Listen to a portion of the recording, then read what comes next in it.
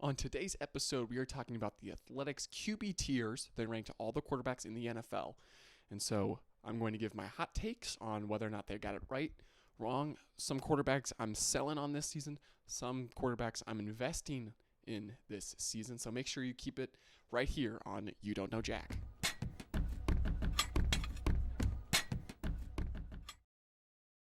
All right, what a surprise this is. This is a different look for our YouTube listeners. Hopefully, the audio still sounds crystal clear to our podcast listeners. But on YouTube, special treat. I finally set up a green screen, so we got a little bit of a background for you guys. So what do you guys think? Let me know what you guys think of the green screen in the background. I think it just allows me to make, some different type of content. This will be really used on All Jacked Up, the main channel. And the main channel, I've been posting a lot more on here than I have the main channel. Regardless, I'm still super excited about this. I could literally put any image behind here that I want. So it's super stoked. The funny fact about this, actually, is I bought this from Five Below. I bought it for $5. It came with these little clips. You can't even see them because it's green. They're green clips. But I don't really know what to do with them. And so I kind of duct taped it on the wall. Now, the tough part about this setup is if I go back to sitting on my chair for other segments of this podcast, for other videos, you're going to see a green screen in the background. So I'm thinking I add some funny images. I just play around with it as a little bit of a gag. And it's already fallen on me, man. How many times this episode do we think the green screen is going to falter on your boy? But let's get into the juicy part of today's episode. It's only one segment. It's a mega segment. One, because I kind of wanted this just to be easy. I'm recording this on Wednesday, the 13th. I've been a little bit sidetracked today. Had an interview for a job. Yes, I'm trying to find a job. But they locked me out. So we're here recording at 4:43. So I was like, you know what? No, I got to make some content. I got to at least make today somewhat of a productive day. So we're here. We are here, and now let's get into these QB tiers, as hopefully they're displayed on this wonderful green screen here. And let's start with from the top. I'm kind of like a weatherman. I have to look over to my monitor because it's not actually here. So from the top, we have Patrick Mahomes, Joe Burrow, Josh Allen, Lamar Jackson, Matthew Stafford. This is all in tier 1. And he's kind of tied Patrick Mahomes and Joe Burrow to the same tier. To the same point as tied number 1. Then it's Josh Allen, Lamar, and Matthew Stafford. I don't understand why Josh Allen's not tied 1. I wonder what their process behind tying Joe Burrow to Patrick Mahomes. I will say this. I actually think Patrick Mahomes isn't overrated, but I do think he has regressed in terms of his regular season capabilities. Now, here's the dilemma all of the time about ranking quarterbacks. It's going to be, they show up in the postseason, right? And I think the postseason versus the regular season is always going to be, the biggest controversy when talking about quarterbacks. You don't talk it really about any other position but quarterbacks, right? Because the success of the team always relies on the position, right? I put that in air quotes because I don't think it necessarily does. Right? But that's why it makes the Mahomes, some of the great quarterbacks of all time, because regardless of his roster, he still performs. So to have him at this one spot, I'm fine with it. 3-time Super Bowl champ, he just went back to, the Super Bowl trying to go back to back. Trying to win 3 in a row, but he is a back-to-back time champ.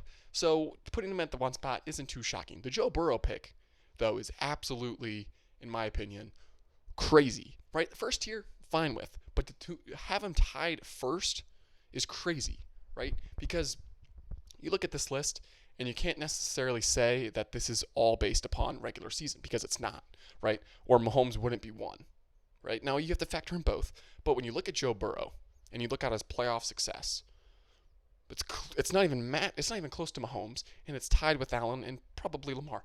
Now, yes, he did make a Super Bowl while those two other quarterbacks have not. But with Burrow, he is the only quarterback in this top 5 to miss the postseason last year. He's the only quarterback, I believe, in the top 6 to miss the playoffs last year. And yes, there was injuries in the team and the defense wasn't good. But then he feels like he has the best PR in the entire NFL because he can, his great performance or his bad performance or whatnot, they have a bad defense, so that makes up that it's fine. He gets a get out of jail free card. What? What? No other quarterback on this list will get bailed out the way that Joe Burrow does. Now look, Joe Burrow is an excellent quarterback. I do believe he belongs in this tier 1 spot, but not in this top 1 spot. That's where I disagree. I would actually have Joe Burrow less than Josh Allen and less than Lamar Jackson. Right? I would maybe have him tied with Matthew Stafford, but then you can make the argument that Matthew Stafford beat Joe Burrow in a Super Bowl. But Matt Stafford is, I believe, 37 years old, and he is slowly regressing. He has a back injury right now. Who knows what his status is for this season? It's also 2025, not 2021 when that Super Bowl happened. So I'm fine with what this rest of this tier looks at. Josh Allen, I think again, he should be bumped up to really 1. I think if you place Josh Allen on any other team, he's great. Or he'll continue to be great. He'll find a way. He's really blossomed into what I believe the prototypical quarterback that any GM would take, right? Now again, Mahomes has, a little bit of that magic to him that elevates him, right?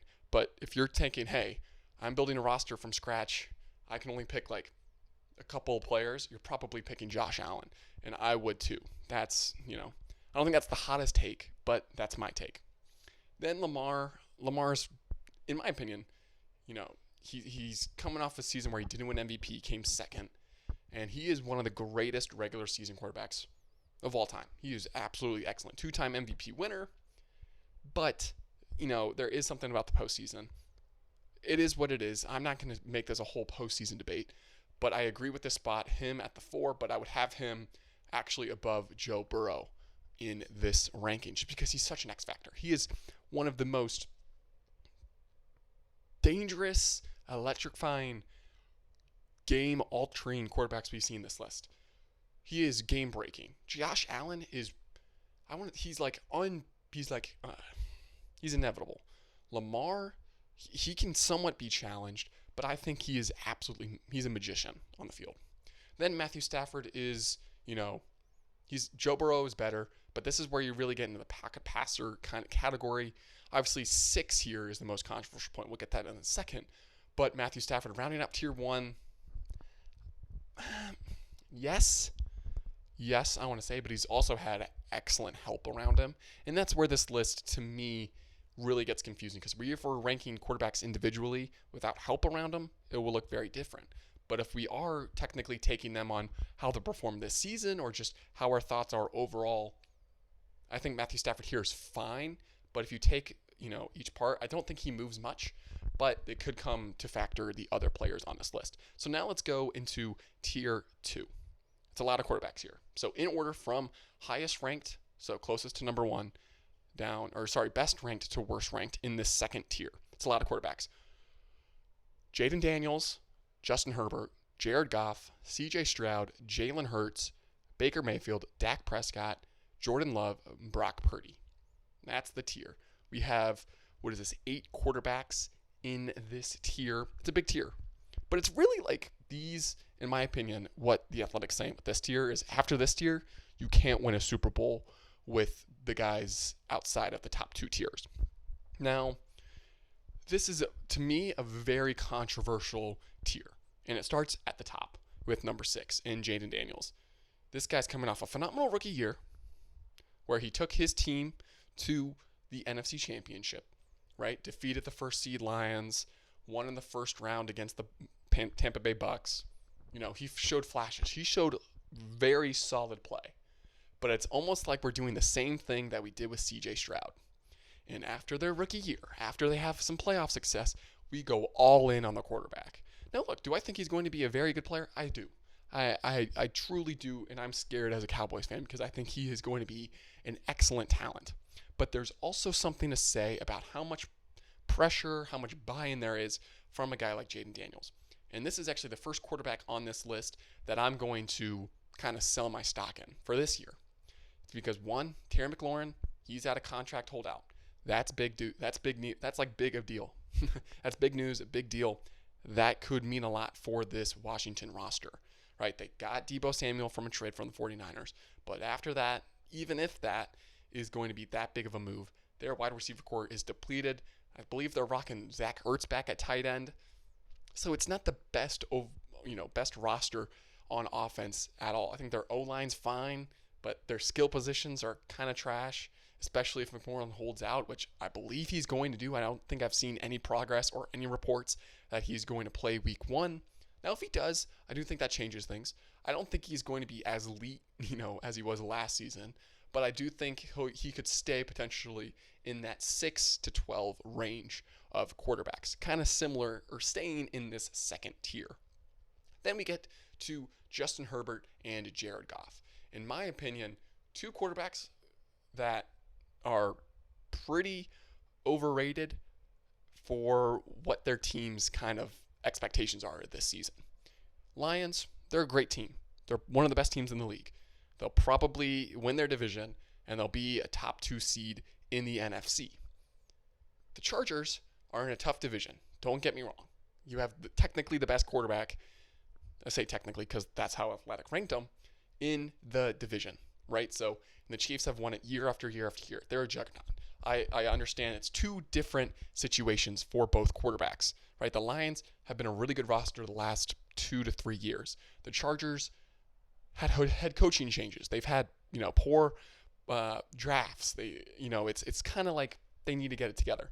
However, I just don't see Justin Herbert being this elite of elite quarterbacks, right?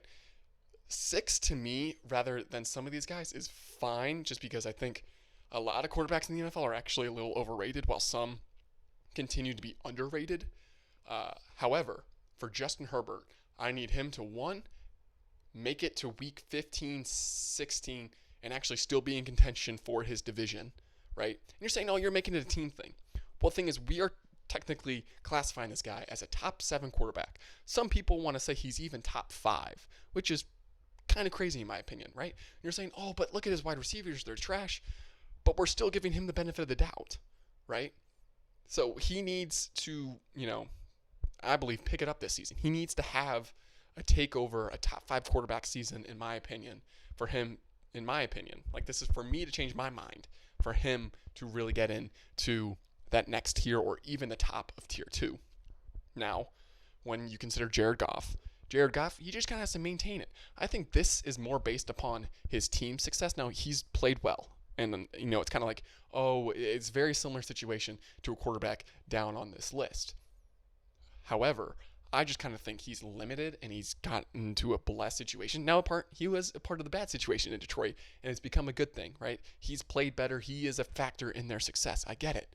But then you look at the meltdown in the playoffs, right? You look at some games in the regular season, and you look at their offense, you're like, there's not too many weak links on this offense. And if you had to rank, their skill positions, but all their positions on offense, I wouldn't say Jared Goff is at the top of that list. I would say there's a lot of skill position guys that help elevate him. Now, that's not a bad thing. That's football. However, if we're ranking them by position, I think Jared Goff maybe benefits the most out of this entire list from his roster. Run game, passing game, O-line. He may benefit the best. There's actually a quarterback that benefits more, and that gets me in my next point, Jalen Hurts of the Eagles. He's ranked 9th, and he's actually tied 9th with CJ Stroud. Again, this is another thing where we're going a little too fast with a young player. CJ Stroud had a down year 2, and he's still ranked 9th. Now, again, he won a playoff game, right? So it's like, oh, are we accrediting? Well, he picked it up in the postseason. I'm like, okay, right? A couple of his wide receivers had season-ending injuries. Fine, and he still made the postseason, right? But CJ Stroud is in the worst division in football. He gets to play the Titans twice a year. He gets to play the Jags twice a year. And he gets to play the Colts twice a year. And if you look at this list, most of those guys in the division are towards the bottom. So he's not facing elite QB play in this division. And he's playing bad rosters. So he has, it feels like 6 free wins every season. Now, that's more of a Texan thing rather than a CJ Stroud thing. But he's coming off a down year. Am I buying stock in CJ Stroud? No. I'm not selling. I'm more or less staying pat with him. Whereas Jalen Hurts, if anything, I would invest. And the reason why I say that is because do I think he's going to have a great year? Yes, but it's because his team's going to be good. No, I'm not saying, I'd say yes. He's a factor in his team's success, absolutely. But he, in my opinion, out of every single quarterback on this list, gets boosted by his team's roster more than anyone else. So you look at his run game, it's elite now. It wasn't elite before, but now it's truly elite. And he plays a part in that for sure, right? But with Saquon back in the backfield rushing for 2,000 yards, that's going to take a lot of weight off the quarterback's shoulders. Then you look at the O-line, top 5 unit, top 3 unit in the entire league, right? I think his left tackle or left guard suffered an injury. He may be ready for week 1. We'll see. But if that injury lingers and he has somewhat of a shattered O-line, I'd like to see how this offense kind of keeps its momentum from last year. But then you look at his wide receiver core. His wide receiver core is a top 5 unit in the NFL, right? And so if you were any other quarterback on this list and you place them on that roster, I still think they maintain some level of success. Now, I'm not going crazy. If you were to take any quarterback from tier 1, tier 2, and place them on the Eagles, I think they maybe even get a little bit better, right? Excluding some guys like potentially a Brock Purdy or a Jordan Love. Because with those guys, true pocket guys, maybe Brock Purdy would have a little bit more success because of his running capabilities. But with those guys, it feels like there's something with them that I'm not completely buying into. So that's why I'm kind of holding myself on this team or on these quarterbacks. So Jalen Hurts, I'm not dogging him. He's the Super Bowl MVP for Pete's sake, right? So I'm not like, this guy is so overrated. I do think he's overrated, especially when you're taking quarterbacks. But I do think there is a little bit of negligence when it's coming to how he factors into his team, right? But again, it's like, oh, but his running capabilities. Like, yes, the tush push wouldn't work without him, but you also have Saquon, so you don't necessarily need the tush push, right? It's more of a glorified thing that you can do because you can do it in a sense. But regardless, this isn't a Jalen Hurts rant. It's just more or less stating the fact that I think he gets benefited from this list, and I would actually move him down a couple spots. I would move guys ranked below him. That includes Baker Mayfield, Dak Prescott above him. Because I think these two guys are actually very underrated. Baker Mayfield, he bounced around the league for a little bit, but now he's found his footing in Tampa Bay, and I think that's a great spot for him. He has veteran wide receivers. He now gets a young wide receiver in Emeka Egbuka, in which hopefully we'll see the rest of their careers played out together, or at least for the next couple of years, because I think that could be another great duo in the NFL. And with Dak, I think we're going to see top 5 numbers from Dak Prescott this year. This is really my first hot take in terms of next season. I think Dak Prescott, based on production, can be a tier 1 quarterback of upcoming season because his defense is going to be trash, but he's going to have a top 3 wide receiver in the league and a top 15 wide receiver in the league in his repertoire, right? The only thing holding him back and which could benefit him in terms of more numbers is a weak run game, right? I think his O-line is going to be solid. I don't think it's going to be great, but I think it's going to be solid. His passing game is going to be great. George Pickens, I think, was the best guy to pair up alongside CeeDee Lamb. He's more of a jump ball guy. He's literally like the modern day Dez Bryant, which is super duper cool, especially because CeeDee Lamb is more of a finesse wide receiver, fitting in the slot. You keep George on the outside. It's a match made in heaven. And the clips I've seen from training camp from George Pickens makes me believe that Dak Prescott could have a great season this year, even more so than the guys ranked above him on this list. But then we finish off tier 2 quickly. Jordan Love, Brock Purdy. I think this is fine. I think we're jumping the gun a little bit on Jordan Love. I didn't, really fall in love with this guy last year. I think their talent's there. But it's like, does he need, a top 5 wide receiver to really take his game above? Because he's dealing with a lot of, feels like, true number 2s on his roster. Like, he doesn't have a bona fide number 1 that would be a number 1 on, numerous teams in the NFL. So, does Marquise Golden become that guy for the Packers? If that is the case, I think his stock also rises. Brock Purdy, I think he could have a down year this year. 49ers, it seems like they're almost, in reverse a little bit. Who knows what Brandon Ayuk comes back? The report is he's coming back week 6. Does he come back, at full steam? If, the 49ers struggle in the first couple games this season, what happens with the rest of the roster in terms of the trade deadline? That's something I'm keeping my eye on. And then secondly, it's also like they got rid of Deebo Samuel. So it's kind of like a new wide receiver core. Ricky Pearsall may be a draft person. Well, maybe a person you want to draft in fantasy football just because, this offense still needs a go-to guy in terms of skill positions.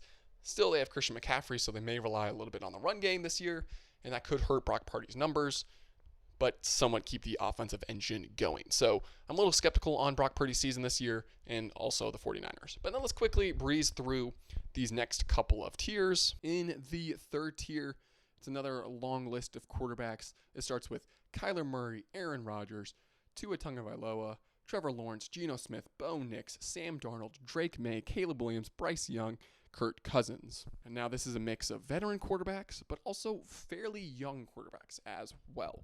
And so I think tier 3 is a very good spot for most of these guys.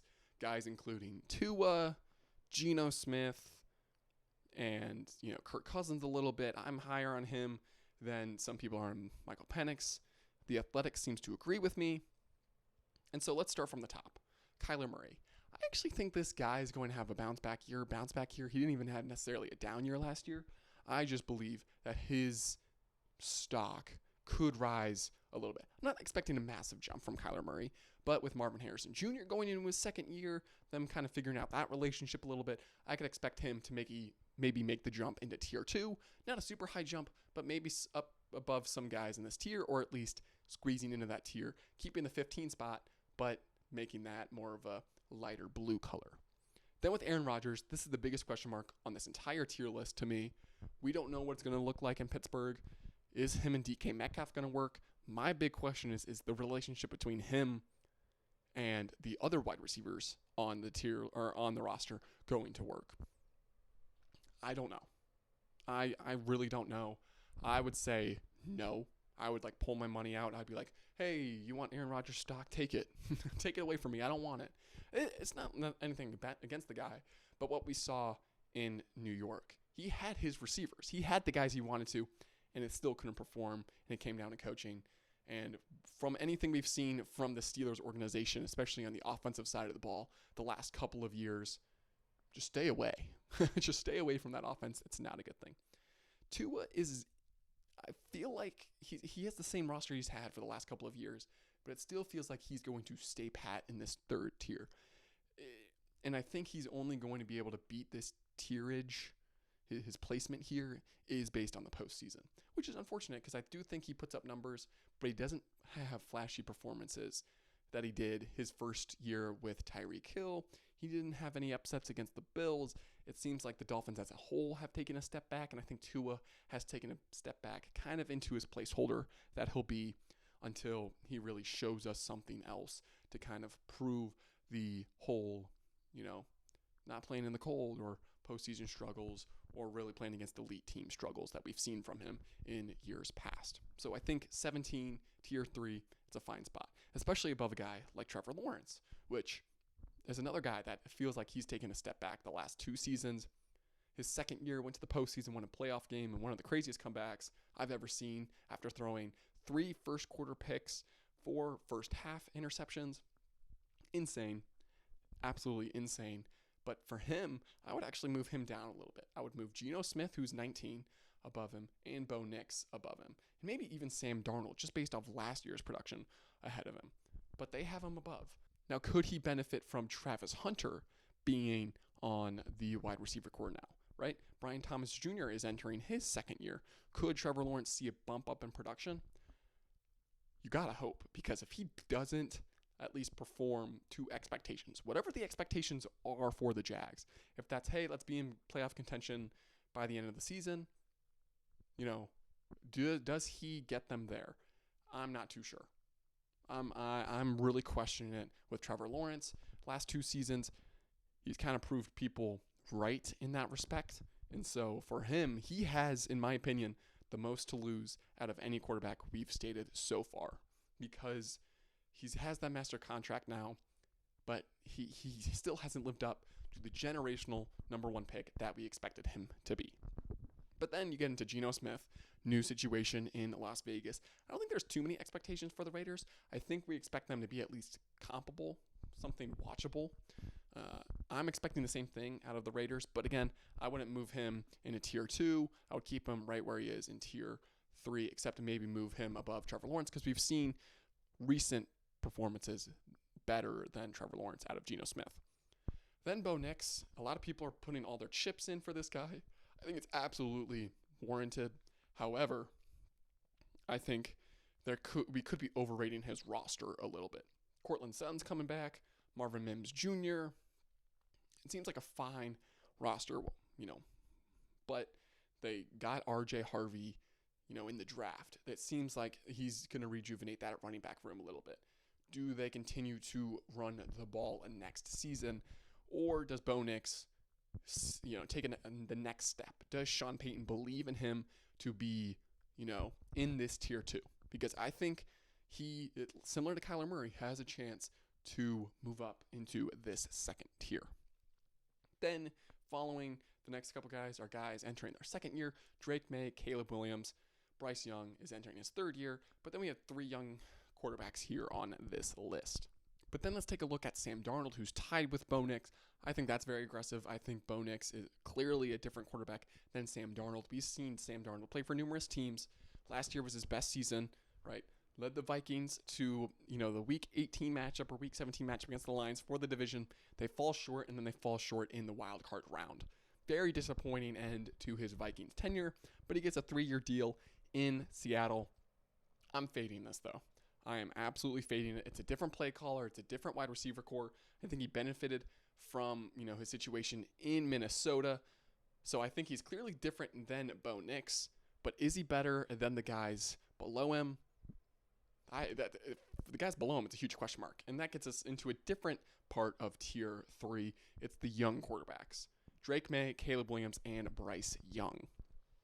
Now, they're all in, I would say, fairly similar situations, but with vastly different expectations. Starting with Drake May. He's coming off a fairly acceptable rookie season, and I say that with his expectations with the Patriots last season. So for him, he needs to take not a full step, but a half step. He needs to at least follow it up, or at least perform a little bit better before we get into talks of the sophomore slump. And his roster, in my opinion, offensively, is fine. They get Stephon Diggs. I think they draft a couple guys to help him out. They get a nice running back out of Ohio State and Henderson. The offense should be better under Mike Vrabel. But do I see him taking a massive jump out of this tier after this year? I don't. I think he can move to the top of the tier or close to the top, but not out of the tier just yet.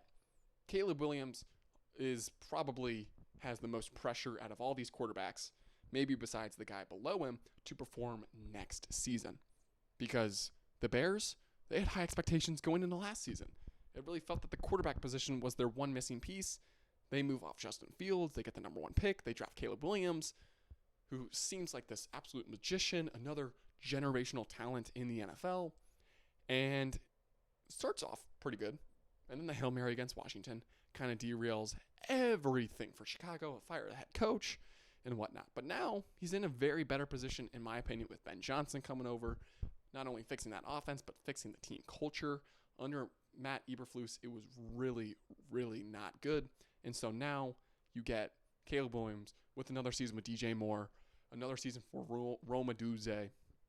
They draft Luther Burden III out of Mizzou. They're giving him reasons to succeed. They've rebuilt that O-line that was a massive problem last year. He has been set up for success, and that also brings expectations. Now, I'm not expecting a 4,000-yard passer, right? The first season for the Bears from the quarterback position. I'm not expecting that.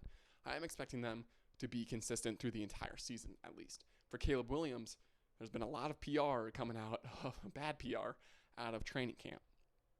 Is that going to translate to the field, right? He didn't play in the first preseason game, which a lot of people have been kind of, talking about, saying this is a bad move. He needs to get more tape, especially under this offense. And I could agree. I definitely agree.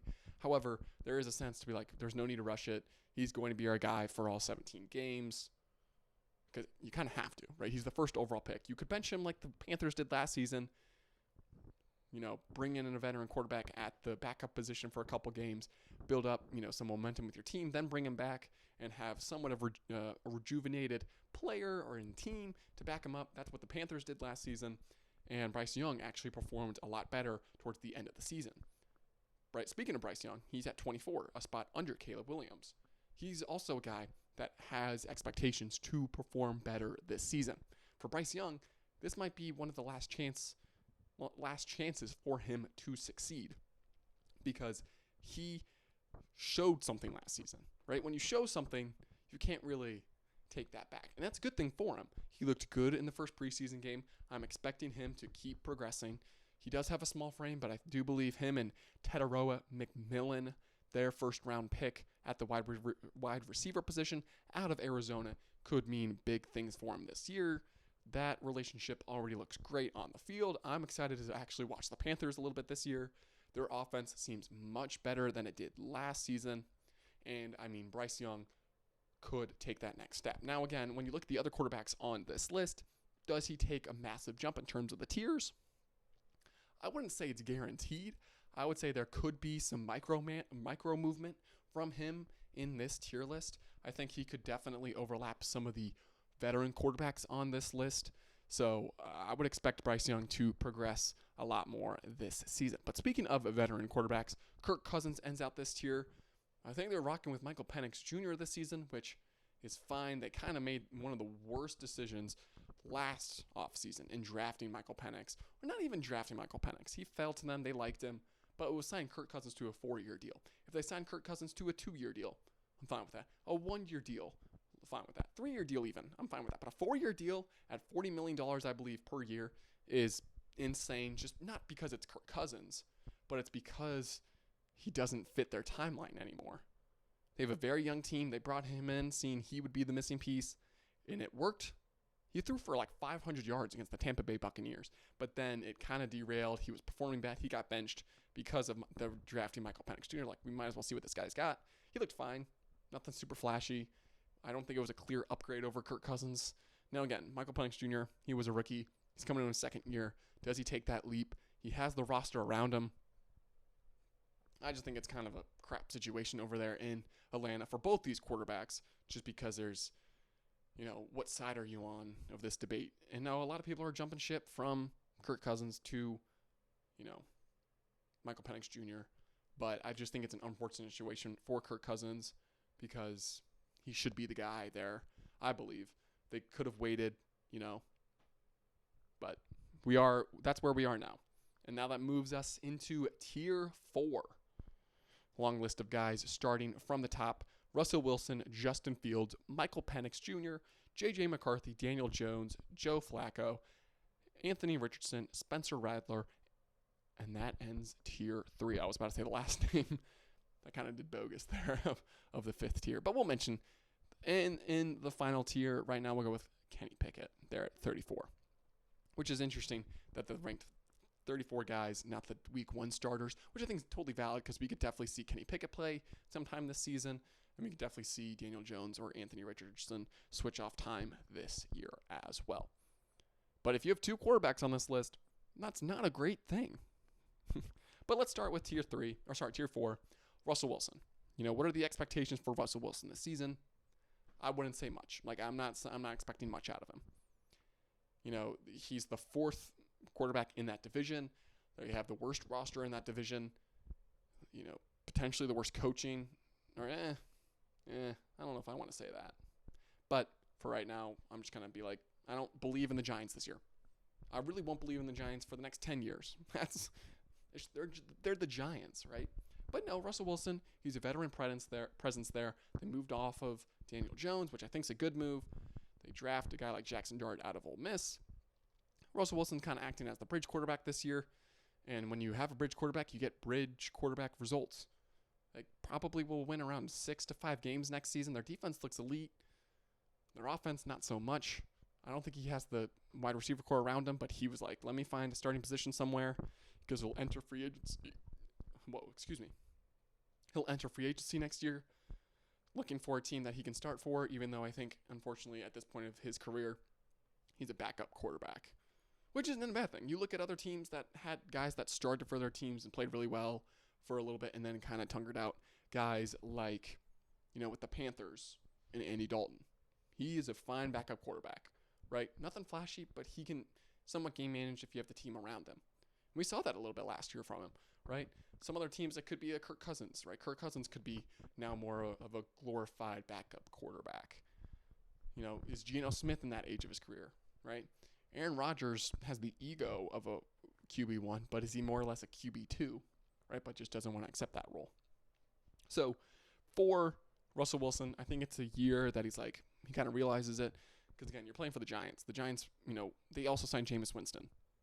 So that's, how they feel about the quarterback room. I'd be surprised if I saw Jackson Dart this year before, towards the end of the season. If we see him before week 13, that's just bad news for the Giants. But this is where we are now. You'll have to take it if you're a Giants fan. Then you follow with guys that have something to prove. Justin Fields, Michael Penix Jr., J.J. McCarthy, and Daniel Jones. And I would kind of also clump Anthony Richardson into this mix, even though he's not connected to them right now. Right? So with Justin Fields, he gets another starting job in the NFL, a 2-year deal with the Jets. Does he perform, to the level that they're expecting him to? Right? And I only say that because I just feel like he isn't that good of a passer, right? He's a great playmaker with his feet. But we saw it in Pittsburgh. Well, he helped them win games, but he didn't win them games. He wasn't the X factor of why they won, right? And that's why they moved off him for a guy like Russell Wilson when Russell Wilson came back from injury, right? Because Russell Wilson's a much better passer of the football than Justin Fields. Now, does it work in New York, right? If their own line's bad, he's the man for the job because he can just run around, right? But again, it's a very similar situation that the Giants have with Russell Wilson. I'm not expecting much from Justin Fields this year. If he can show me something with his arm, I can start believing in him again.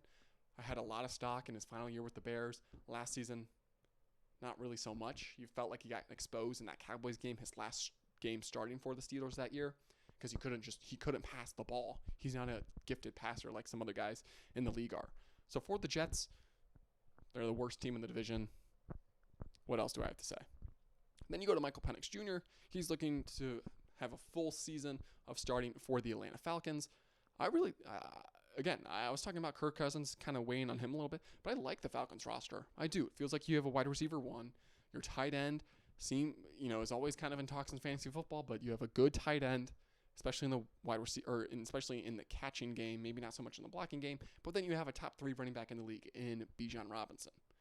And you have a great backup in Tyler Algier. So you have the roster around Michael Penix Jr. For him, it's going to be, can he take that second step, in his sophomore year? We'll have to see it before I can really talk more about it. And then you have J.J. McCarthy, a guy going into his second year, but is really first year playing regular season football. Suffered the MCL tear or sprain last season, kind of derailed his rookie season. We saw what happened with Sam Darnold. So it's kind of like, I don't know if J.J. McCarthy's really going to perform. But I bet you Sam Darnold was in the same spot here last year, right? And so now we move to this year. He has one of the best wide receivers in the whole league. He'll get Jordan Addison back after week 3, I believe. So I think he'll be fine, but he definitely could limit that team the same way Sam Darnold did. Then you go to Daniel Jones, who somewhat seems like he's stealing the starting job from Anthony Richardson. Again, just a crappy situation for an NFL team if your QB battles between Daniel Jones and Anthony Richardson.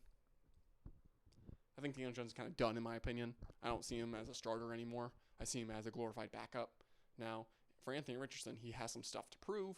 Meanwhile, a guy like Joe Flacco, who sits in the middle of them here at 31, he kind of has proved everything. He's kind of, again, he feels like a bridge quarterback, but he's kind of just the Browns starter. In my opinion, it's a terrible move because I don't think he's going to be good enough for them to win games.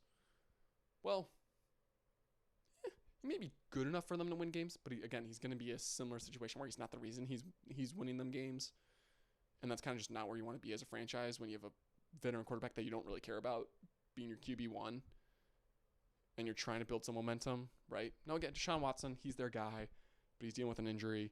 Do you start a guy like Shedeur? Do you start a guy like Kenny Pickett? Do you start a guy like Dylan Gabriel? That's like a soap opera over there in Cleveland with their quarterback room. Then we finished off with Spencer Rattler and Kenny Pickett. I already kind of touched on Kenny Pickett there. Spencer Rattler seems to the Athletic to be the QB1 for the Saints over a guy like Tyler Shuck, who was drafted out of Louisville in the second round. I think the Saints are probably going to, every time we kind of pick a team to be the worst team in the NFL, they kind of seem to be better than they are. I kind of want to fade the Saints, though, this year. I don't think they'll be the worst, but I don't think they'll be good. Like, I don't think they'll be close to good. They'll be the worst in their division. But by how much? I wouldn't say it's like a crazy amount. No, again, watch them be like easily the worst team and draft number 1 overall come next spring. So for Spencer Rattler, I kind of like him more than Tyler Shuck, just because I think there's a little bit more flair there at the quarterback position. And if you're in a bad team, you might as well have a little bit of flair rather than, just kind of staleness. So that completes this entire